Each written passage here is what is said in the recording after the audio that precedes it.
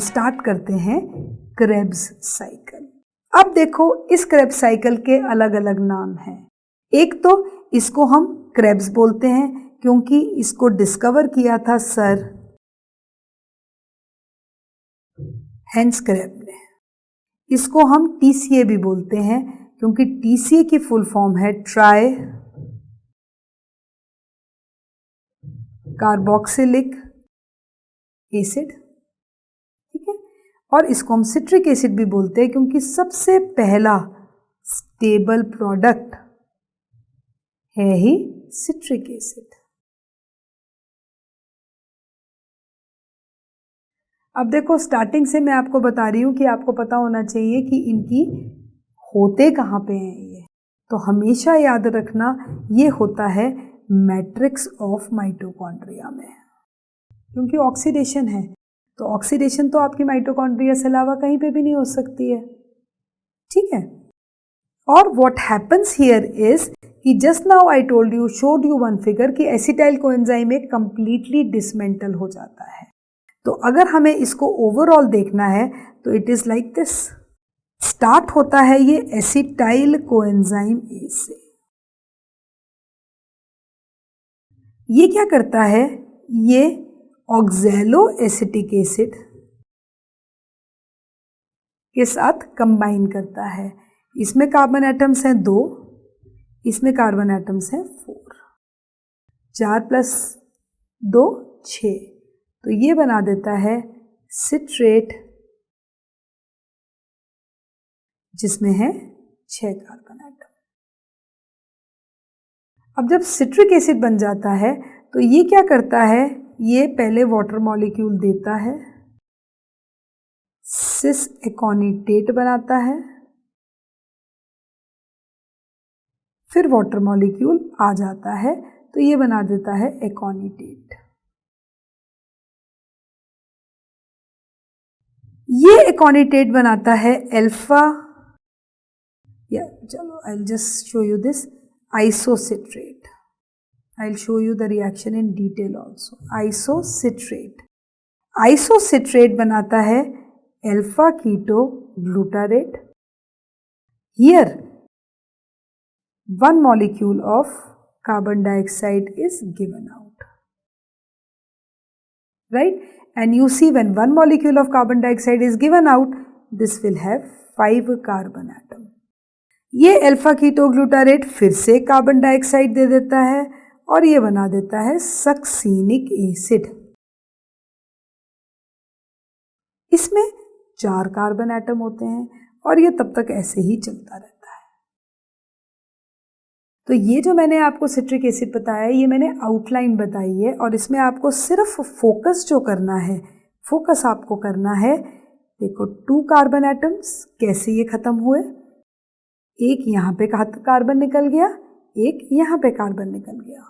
दूसरा 4 + 2 6, 5 carbon atom में convert हो गए और 5 कार्बन एटम से 4 कार्बन एटम रहा।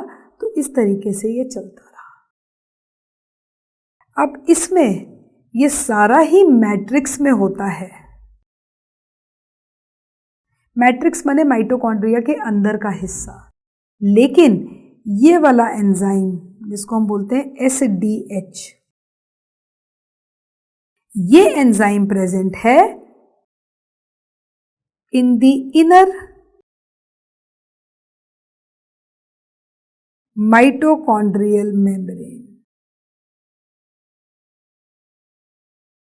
सिर्फ यही एक एंजाइम है जो इनर माइटोकॉन्ड्रियल मेम्ब्रेन पे प्रेजेंट है TCA साइकिल में। अदरवाइज सारे ही एंजाइम्स TCA के मैट्रिक्स में होते हैं। और you can C 2 carbon atom 4 carbon atom के साथ कंबाइन करके सिट्रेट बना देते हैं और यही सारा हमारा स्लाइड्स में लिखा हुआ है। Site is mitochondrial matrix except succinate dehydrogenase which is attached to inner mitochondrial membrane. 2 carbon atoms combine with oxaloacetic acid to form citric acid which has 6 carbon atoms and gives out these 2 carbon atoms in the form of carbon dioxide. So actually अगर हम देखें तो no net consumption और regeneration of ऑक्सैलोएसीटेट takes place. और the most important feature about this is it does not occur in RBCs. The reason being that they lack mitochondria and that is why इसीलिए ये होता है कि RBCs चाहे हमारी fasting चल रही है, चाहे हमारी वेल फेड स्टेट है और चाहे हमारी स्टारवेशन है, ठीक है, ग्लूकोज ही एनर्जी का सोर्स होगा क्योंकि आरबीसीज हमेशा माइटोकॉन्ड्रिया नहीं होते हैं तो उनमें टीसीए साइकिल के चांसेस 0 होते हैं और इसीलिए वो हमेशा ग्लूकोज या ग्लाइकोलिसिस पे डिपेंड करेंगे अपनी एनर्जी के लिए, राइट। सो ये है हमारी ब्रीफ इंट्रोडक्शन टीसीए के बारे में, जिसको हम टीसीए भी बोलते हैं, सिट्रिक एसिड भी बोलते हैं और क्रेब्स भी बोलते हैं, ठीक है। अब ये है सबसे पहला स्टेप जो मैंने आपको बताया, एसिटाइल कोएंजाइम ए ऑक्सैलोएसीटेट मतलब 2 carbon atom plus 4 carbon atom बनाता है 6 कार्बन एटम सिट्रेट। और ये जो स्टेप है this is in the presence of citrate synthase. अब कई बच्चे कंफ्यूज होते हैं, इसमें सिंथेस की जगह लिखा होता है सिंथेटेस, ये गलत है। कहीं पे भी सिंथेटेस होगा इसका मतलब क्या होगा, एटीपी की जरूरत होगी। अब यहां पे देखिए, यहां पे कोई एटीपी चाहिए ही नहीं, सिंपल सिट्रिक एसिड की सिंथेसिस हो रही है, तो the enzyme is citrate synthase. और एक तरह से ये स्टेप इरिवर्सिबल भी है क्योंकि डेल्टा जी नेगेटिव है, सो ये इरिवर्सिबल स्टेप भी है।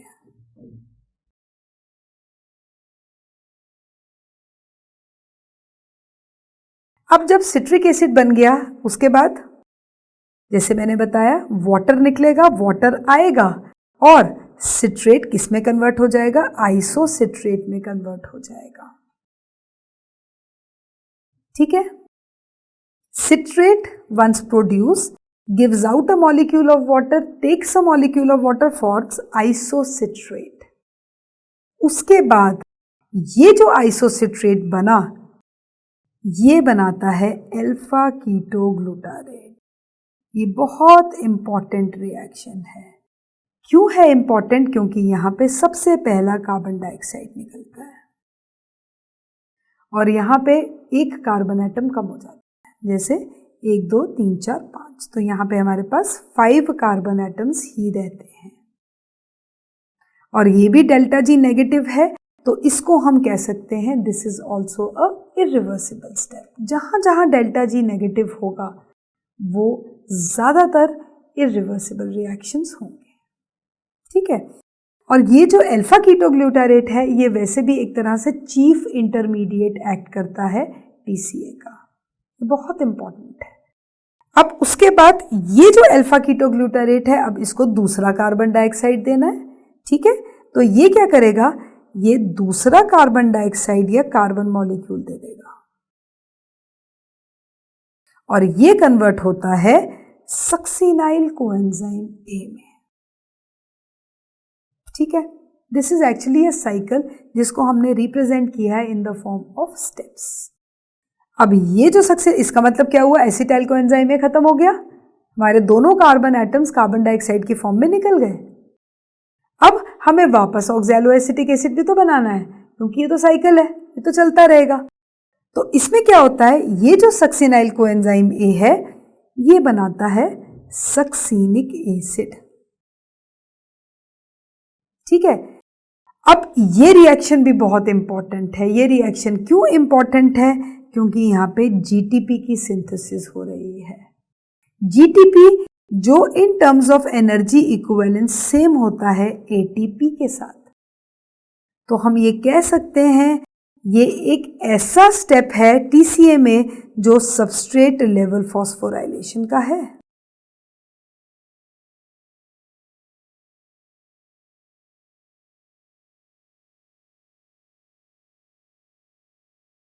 जिसमें सक्सिनेल कोएंजाइम A से सक्सीनेट बन रहा है।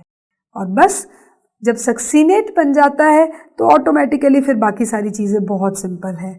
सक्सीनेट से फ्यूमेरिक एसिड बनता है। Enzyme is succinate dehydrogenase. ऐसा एंजाइम TCA का जो इनर माइटोकॉन्ड्रियल मेम्ब्रेन में है। ठीक है। और फिर फ्यूमेरेट से मैलेट बन जाता है कि दोनों ही आइसोमर्स हैं, सिस एंड ट्रांस आइसोमर्स, और इसीलिए एंजाइम इज फ्यूमेरेस। और जब मैलेट बन जाता है, मैलेट फिर से ऑक्सैलोएसीटेट बना देता है in the presence of enzyme malate dehydrogenase. तो ये जो ऑक्सैलोएसिटिक एसिड बना, ये फिर से एसिटाइल कोएंजाइम ए के साथ कंबाइन करके सिट्रिक एसिड बना देता है। तो ये है हमारा कंप्लीट सिट्रिक एसिड साइकिल, जिसको हम TCA भी बोलते हैं। ठीक है। अब उसके बाद अगर हम इसकी एनर्जेटिक्स देखें, तो एनर्जेटिक्स देखने के लिए सिंपल सा मैं फिर से एक बारी एसिटाइल कोए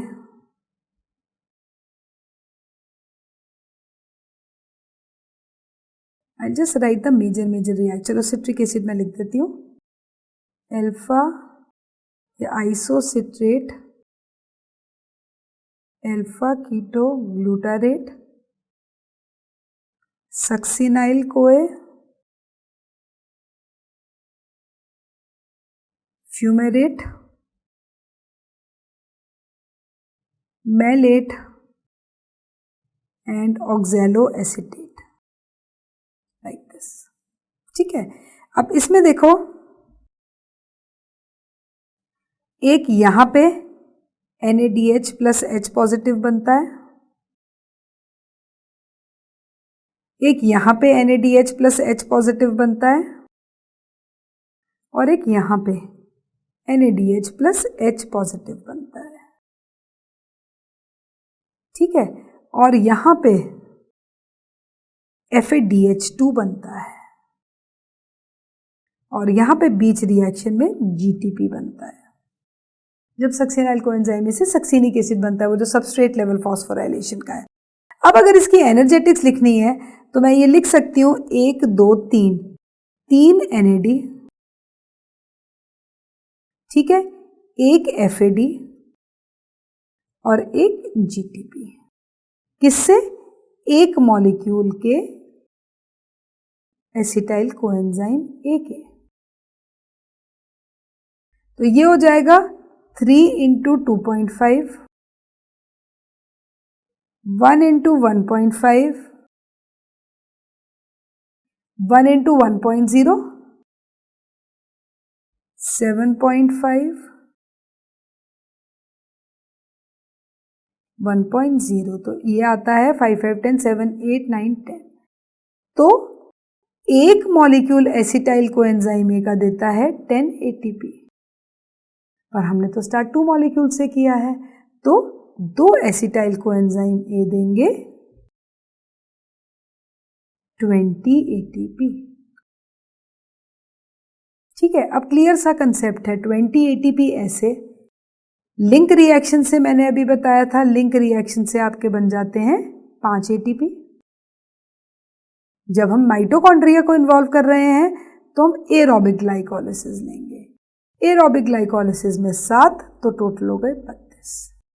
and that is what is there, 1 molecule of glucose on complete oxidation gives 32 ATP molecules.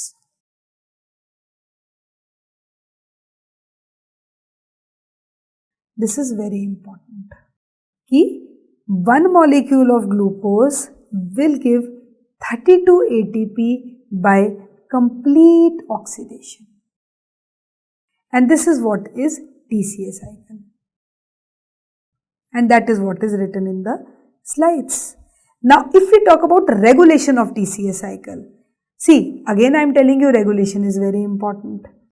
Regulation में सबसे इंपॉर्टेंट एंजाइम जो है वो है आइसोसिट्रेट डिहाइड्रोजिनेस। इसको हम एक तरह से रेट लिमिटिंग एंजाइम भी बोलते हैं।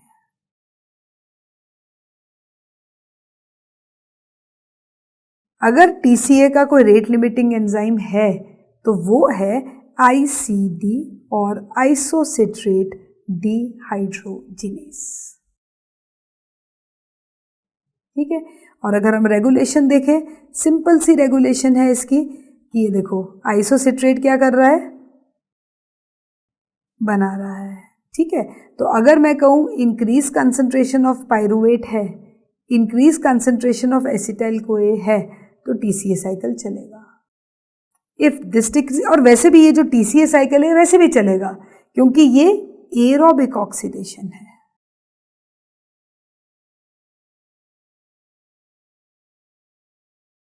Like this. ठीक है, so this is how TCA cycle is regulated. ये स्लाइड है रेगुलेशन ऑफ पीडीएच की, ये हमने ऑलरेडी डिस्कस कर ली है। पीडीएच का मैंने आपको वैसे ही बताया है कि पीडीएच कन्वर्ट करता है पायरुविक एसिड को एसिटाइल कोएंजाइम ए में। ठीक है, इसकी जो एक्टिव फॉर्म है, एक्टिव फॉर्म इसकी डीफॉस्फोराइलेटेड है।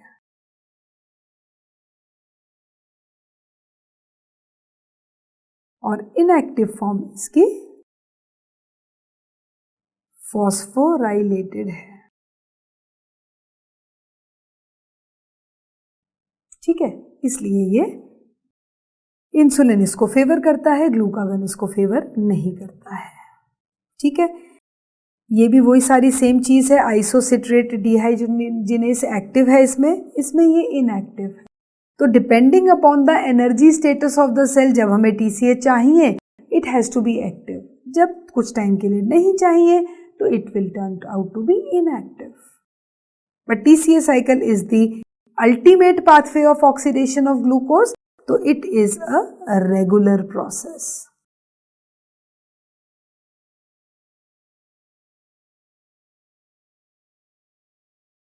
राइट, फिर उसके बाद सबसे इंपॉर्टेंट फीचर टीसीए का क्या है, ये एक ऐसा पाथवे है या ये एक ऐसा साइकिल है जो एम्फीबोलिक है। एम्फीबोलिक माने इसका डुअल रोल होता है। इसका मतलब क्या है, ये कैटाबॉलिक तो है ही है, साथ में ये एनाबॉलिज्म में भी हेल्प करता है। कैटाबॉलिज्म का मतलब तो सिंपल कार्बन डाइऑक्साइड देगा ये और वाटर देगा। एनाबॉलिज्म का मतलब क्या है कि इसके जितने भी इंटरमीडिएट्स हैं वो क्या है, वो अलग अलग प्रोडक्ट्स बनाते हैं, चाहे वो प्रोटीन्स में कन्वर्ट हो जाएं, चाहे वो फैट्स में कन्वर्ट हो जाएं, चाहे वो न्यूक्लियोटाइड्स में कन्वर्ट हो जाएं। जैसे कि आप देख सकते हो स्लाइड में, बहुत अच्छी स्लाइड है कि इसमें देखो, जैसे ये जो सक्सिनाइल कोएंजाइम ए है, ठीक है, ये पोरफायरिन्स बनाने में काम आता है या हीम की सिंथेसिस में काम आता है। ठीक है, फ्यूमेरिक एसिड है बीच का इंटरमीडिएट जो पिरिमिडीन्स की सिंथेसिस में काम आता है। ठीक है, सिमिलरली अल्फा कीटोग्लूटारेट, ये तो सबसे इंपॉर्टेंट प्रोडक्ट है। जितने भी प्रोटीन्स हैं जिनमें ट्रांसएमिनेशन होती है वहां पे ये अल्फा कीटोग्लूटारेट यूज होता है। तो ये है इसका anabolic nature of TCA cycle. ये बहुत अच्छी स्लाइड है जो सब कुछ बताती है। ठीक है, फिर उसके बाद हम आते हैं इनहिबिटर्स ऑफ टीसीए साइकिल। ये सबसे इंपॉर्टेंट कंसेप्ट है। जैसे ग्लाइकोलिसिस में मैंने आपको बताया था 3 इनहिबिटर्स थे। कौन कौन से थे? Fluoride was an inhibitor, iodoacetate was an inhibitor and arsenite was an inhibitor. यहाँ पे कौन कौन से इनहिबिटर्स हैं? फ्लोरोएसीटेट है, आर्सेनाइट है, मेलोनेट है और दिस इज अमोनिया इंटॉक्सिकेशन। अब देखो फ्लोरोएसीटेट जो एक तरह से रैट पॉइजन भी है।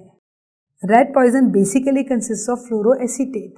तो ये क्या करता है, ये एकोनिटेज एंजाइम को इनहिबिट करता है, और जब ये एकोनिटेज एंजाइम को इनहिबिट करेगा तो इस तरह के इनहिबिशन को बोलते हैं हम नॉन कॉम्पिटिटिव इनहिबिशन। ठीक है।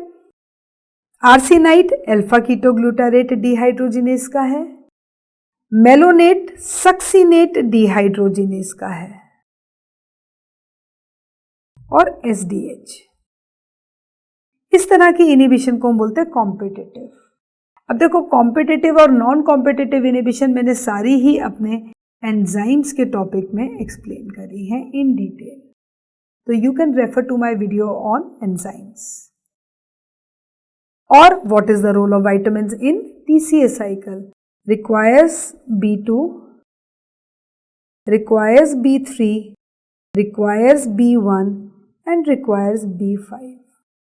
No lipoic acid is required.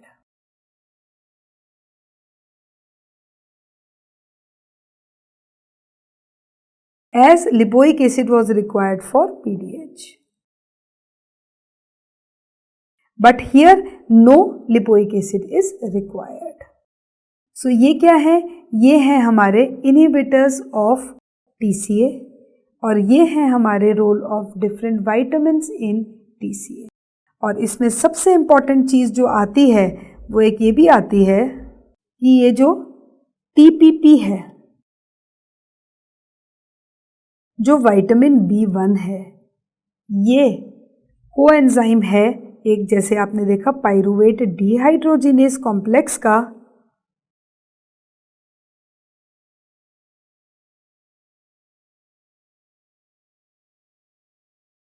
साथ में ये एक और का है जिसको हम बोलते हैं अल्फा कीटो ग्लूटारेट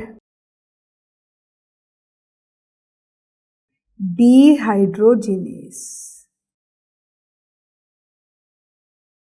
सो ये दो ऐसे एग्जाम्पल्स हैं जिसका विटामिन B1 एक तरह से इम्पॉर्टेंट कोएंजाइम है। तो वो सब्जेक्ट्स जिसमें विटामिन B1 की डेफिशिएंसी होगी, they will have some problem with the working of mainly these two enzymes, right?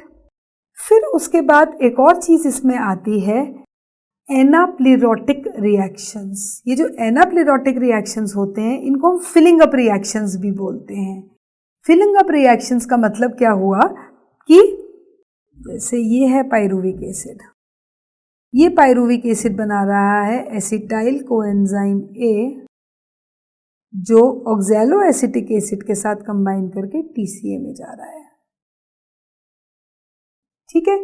एनाप्लेरोटिक का मतलब क्या हुआ कि गलती से अगर इंक्रीज कंसंट्रेशन है ग्लूकोज का तो पाइरूविक एसिड का कंसंट्रेशन बढ़ जाएगा। जब पाइरूविक एसिड का कंसंट्रेशन बढ़ जाएगा तो एसिटाइल कोएंजाइम ए तो बनाएगा, बट ये क्या करेगा, ये ऑक्सैलो एसिटेट भी बनाना शुरू कर देगा। इसको हम बोलते हैं फिलिंग अप रिएक्शन और द एनाप्लेरोटिक रिएक्शन। और सबसे इंपॉर्टेंट, एसिटाइल कोएंजाइम में इस रिएक्शन में हेल्प करेगा बराबर। ठीक है। तो ये सबसे पहला एनाप्लेरोटिक रिएक्शन है। दूसरा है malic enzyme converts pyruvate to malate, but this is the most important one, जिसको हम एनाप्लेरोटिक बोलते हैं। एनाप्लेरोटिक माने फिलिंग अप रिएक्शन। ठीक है। This is the reaction as you can see, PEP to oxaloacetate. This is actually a reaction of gluconeogenesis also, which you will be studying after this. और ये pyruvic acid है, ये कैसे carbon atom बढ़ाता है। देखो यहाँ पे है ना, कार्बन डाइऑक्साइड अटैच हो रही है और ये बना देगा ऑक्सैलो एसिटिक एसिड, और ये ऑक्सैलो एसिटिक एसिड पेप में चेंज हो जाएगा, या it can be converted into aspartic acid. वो इसका अपना अलग फेट है, बट ये है सबसे इंपॉर्टेंट एनाप्लेरोटिक रिएक्शन। ठीक है। फिर this is the last slide, जिसमें साफ पता चल रहा है कि TCA साइकिल हमारा एम्फीबोलिक है नेचर में। जैसे मैंने बताया कि it has 2 roles to perform, catabolic and anabolic. तो कैटाबॉलिक रोल तो सिंपल है कि ये क्या करेगा, ये कार्बन डाइऑक्साइड देगा, जैसा आपने देखा 2 मॉलिक्यूल्स निकलते हैं, दूसरा ये वाटर की फॉर्मेशन में हेल्प करेगा। बट एनाबॉलिक रोल में इसमें सबसे इंपॉर्टेंट आता है सिंथेसिस ऑफ फैट, ये बहुत इंपॉर्टेंट है। Similarly succinyl coenzyme A to heme, ये सारे रिएक्शंस हम लोग एक एक करके पढ़ेंगे। बट यहाँ पे मेरा कहने का मतलब ये है कि ये एक तरह से क्या कर रहा है, ये हेल्प कर रहा है किन्हीं रिएक्शंस की। और alpha ketoglutarate to GABA and glutamate. तो अभी तक अगर मैं सब कुछ ही समराइज करूं तो how I can summarise this, let's see. एक मॉलिक्यूल ग्लूकोज का जिसमें 6 कार्बन एटम थे, ये डिग्रेड हुआ 2 मॉलिक्यूल्स पायरुविक एसिड के जिसमें 3 कार्बन एटम हैं, और ये डिग्रेड हुआ 2 molecules of acetyl coenzyme A में जिसमें 2 कार्बन एटम्स हैं, और ये कंप्लीटली डिग्रेड हो गया जहां पे ये दोनों कार्बन निकल गए। ये है हमारा complete oxidation of glucose. Oxidation of glucose. अब अगर हम इसमें एनर्जी की बात करें तो एनर्जी हम ऐसे देख सकते हैं कि यहां पे ऑक्सीडेशन की बात जब हम करें तो यहां से हमारे आ रहे हैं 7 एटीपी, इसको हम बोलते हैं लिंक रिएक्शन। लिंक रिएक्शन से हमारे कितने आ रहे हैं, 5 एटीपी, और यहां पे 2 मॉलिक्यूल से आ रहे हैं हमारे 20 एटीपी। तो टोटल कितने निकल गए, 25 और 7 32। तो हम कह सकते हैं कि 1 molecule of glucose on complete oxidation gives 32 ATP molecules. तो यहां पे ये है TCA, ये है लिंक रिएक्शन, ये है ग्लाइकोलिसिस। सो ये है ultimate pathway of degradation of glucose in the presence of oxygen. So here we finish up with glycolysis, link reaction and TCA, or we can say that the energy output given in this is simple 32 ATP molecules. And we have finished one portion of metabolism of carbohydrates जिसमें साफ पता चलता है कि ये है complete और ultimate pathway of degradation of glucose. Degradation जिसमें ग्लाइकोलिसिस को जो हमने पढ़ा, glycolysis is simple catabolic pathway और TCA is simple एम्फीबोलिक pathway. So in another segment, we are going to study again the metabolism of carbohydrates, but those processes will be different as some will be antagonistically regulated like glycolysis and some will be simple alternative pathways of oxidation of glucose. So thank you so much for paying attention. I hope आपको जितना अभी तक कराया गया वो समझ आएगा। इसके बाद हम लोग दूसरे प्रोसेसेस पढ़ेंगे।